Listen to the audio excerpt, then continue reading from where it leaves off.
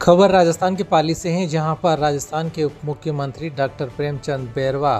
रविवार को पाली प्रवास के दौरान सिरोही स्थित बाबा रामदेव होटल पर उप मुख्यमंत्री डॉक्टर प्रेमचंद बैरवा ने प्रधानमंत्री नरेंद्र मोदी के मन की बात कार्यक्रम के 128वें संस्करण का श्रवण किया व उनका बहुमूल्य मार्गदर्शन प्राप्त किया।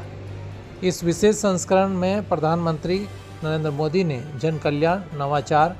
एवं सामाजिक सरोकारों से संबंधित प्रेरणादायक विचार साझा किए। तो पाली प्रवास के दौरान राजस्थान के उप मुख्यमंत्री डॉक्टर प्रेमचंद बैरवा के द्वारा पीएम नरेंद्र मोदी के मन की बात कार्यक्रम के 128वें संस्करण का श्रवण किया गया।